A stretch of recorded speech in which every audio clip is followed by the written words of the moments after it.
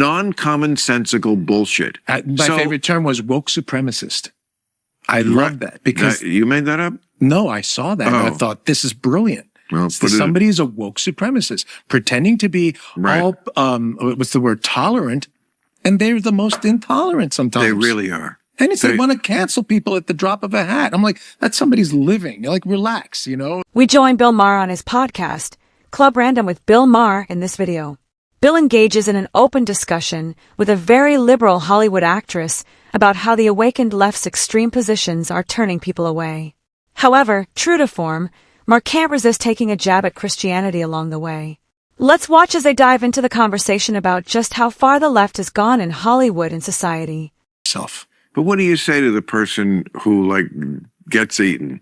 Why didn't the God love him?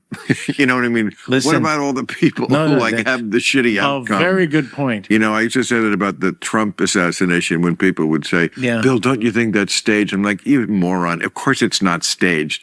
But I wondered about that too, though. Oddly enough, you know why? Okay, well, because he went down, then he come back, and it's all but okay, a bullet did go because and somebody it shot, died there. Right, that's my point. Yeah. It couldn't have been staged. And you know, people say God saved Trump. Where was the God for the other guy? No. You know, and here's what I will tell you about that. I do believe life is eternal. Like this is just a phase. Like what happens to us here is like a gestation period. Like you're alive before you're born. But you're not technically born. Oh, let's get into abortion. No, I'm saying you're alive. You're evolving. You know, people think, are you into creation or evolution?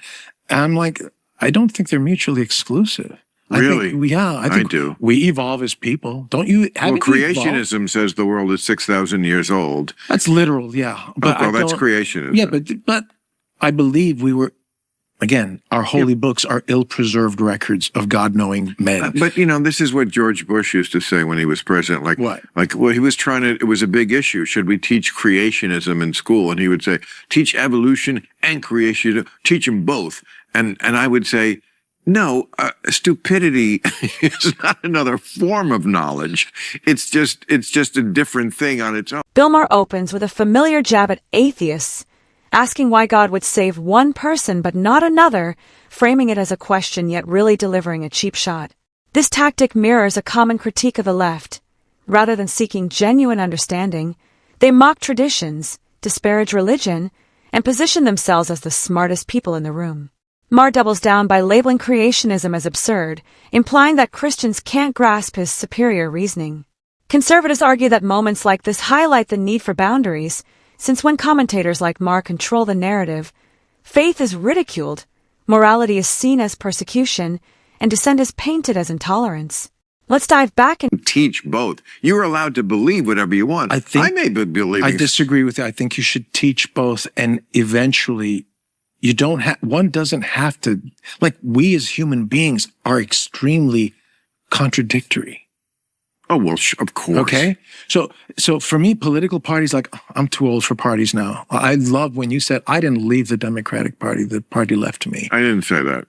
Yeah, you did. I heard you say that. No. I didn't. What did you say? I heard you say that, What you're doing, which is not wrong, is you're conflating what people have said in the past about leaving parties with I recall wait, I know me better than you know. I don't know. I'm just going to tell you, you're putting a title on an actual quote on something that somewhat accurately expresses my point of view. I understand why you said, but I never said that because I never was a Democrat to begin with.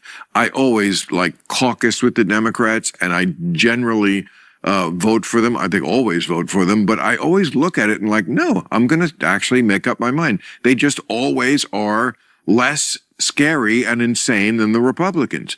But I wait for the day when it evens out.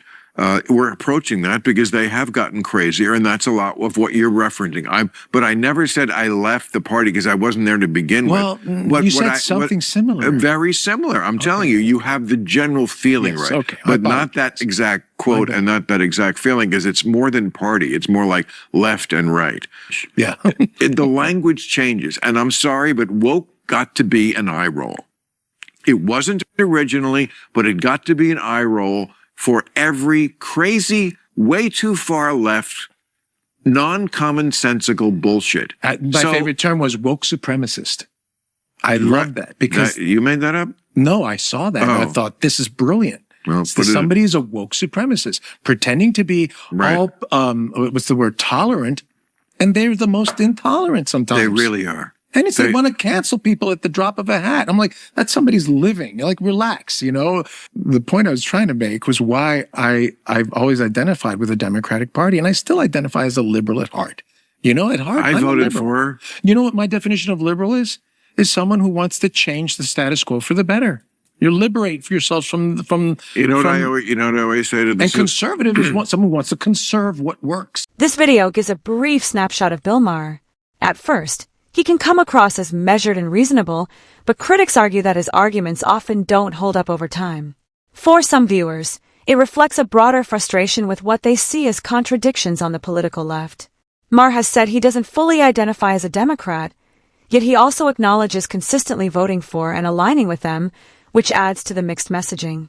As the discussion continues, his remarks are seen by some as increasingly inconsistent, questioning terms like leaving the left, while still trying to maintain a certain image.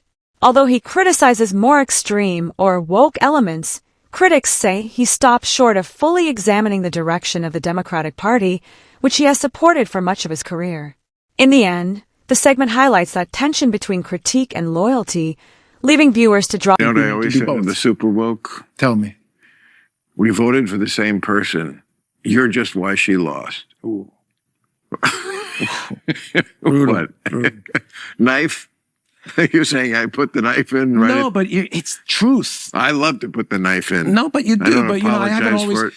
I was a huge fan, and then I said something on your show many years ago, and then I never got invited again. And I realized maybe I crossed a little line. No, that's not why. No, because remember, No. It's because the show changed. We don't have celebrities.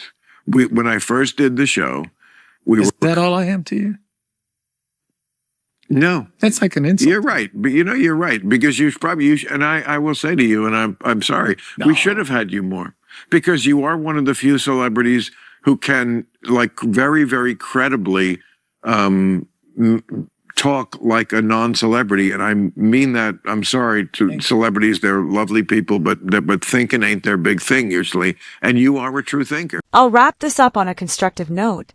In my view, this is where Bill Maher came across as the most self-aware.